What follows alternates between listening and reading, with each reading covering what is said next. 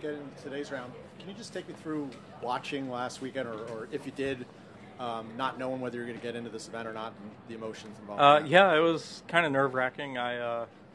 My wife and daughter were with me, and we were at PGA National at the resort, so we just kind of hung out. I didn't do anything, or I practiced a little Saturday. I didn't do anything Sunday.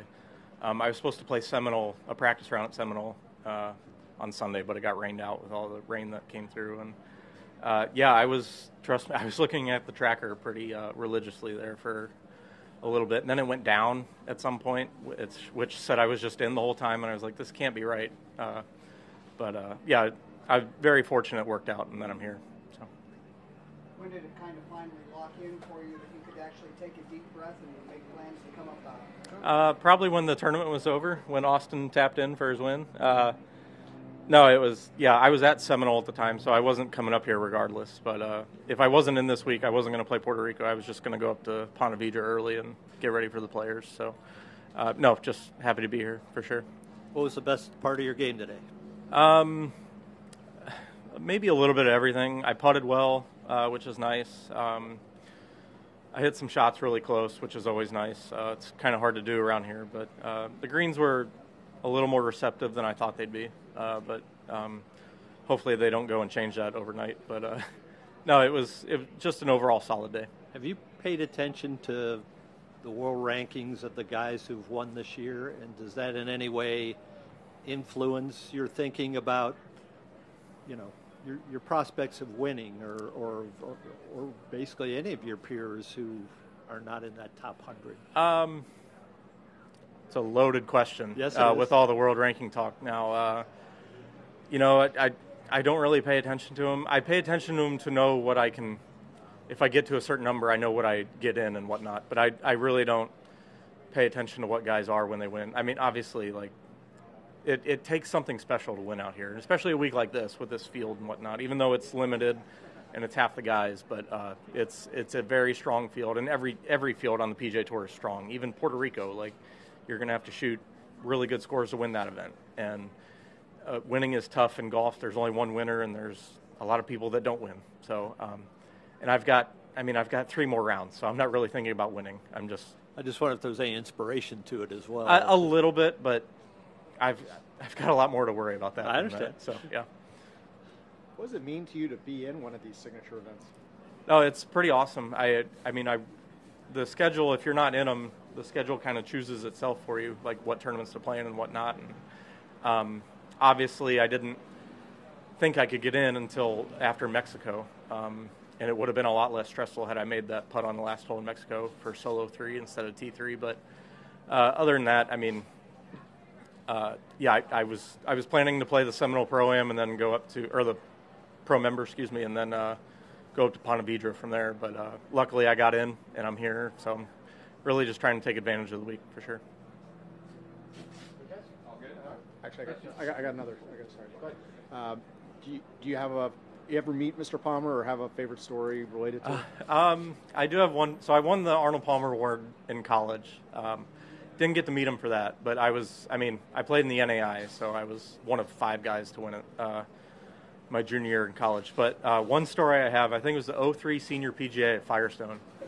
I was volunteering for the week, but I had the day off, so I was out watching a practice round. It was Arnold, Jack, and Jim Colbert, I think, and I was left of the green on number 8, and Arnold pulled his second shot left of the green, left of the bunker, and it hit some guy standing next to me, and I'm from here to that leaf from Arnold's ball, and he comes up and he's like, "Did it hit anyone?" And the guy's like, "Yeah, it hit me." And he's like, "It'll grow back though." And Arnold got a good kick out of that, so that was pretty funny. And then he kind of looks at it, and it's a tough shot over a bunker, and he goes, "Does anyone want to hit this shot?" And I was 2003, I was 13, maybe 14 at the time, and I stepped right up. I was like, "I'll hit it." And I had my hand on his wedge, and this huge hand out of nowhere just comes back, and he grabs me like that, and he's like, "Don't worry, son, I'll take it from here." And I was like, "Yeah, okay, go ahead." But I was so like excited. I was like, "This is going to be awesome! All these people to hit it." And I, in the end, didn't get a chance to hit it. But yeah, just a cool story for sure.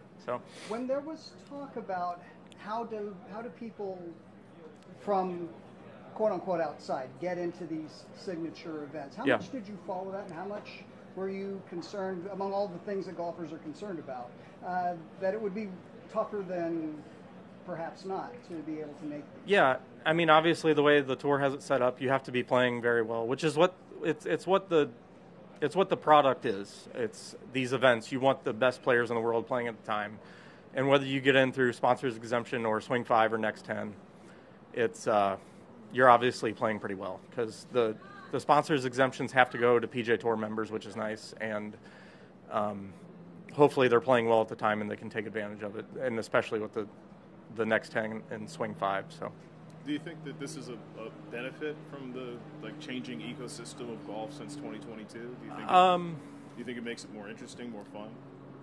I'll definitely say it makes it more interesting. I will say for the majority of the tour, I don't think it's more fun, if I'm being honest, just with the point structure and everything from these events. I do know a lot of guys are unhappy with that. I will admit I am. There's a lot of points available this week, and just like compared to last week in Mexico, it's just like you're still playing for a lot, and you're playing against double the field, really. So that's all I'll really say. What would you like the field size for these events to be? There's no telling. I would be fine with 120, like they were, like the invitationals were, but I understand the want and need for it to get all the top guys together, but I feel like I'm slowly going through a rabbit hole right now, and I could talk about this for a while, but because it's an ongoing subject. But it is what it is, and I'm here, and I'm just trying to take advantage of it. So, favorite putt you made today? Favorite putt I made? Yeah. Number what is it? Is it number 5? The pin's front left. It's kind of in a weird little grain change area, and it's kind of a little up and over. I had about 16 feet or so, and I usually struggle with those, but it's something I've been working really hard on, and it went dead center, perfect speed, so I was pretty proud of that one. All right, thanks, Justin. Thank you, sir. Thank you.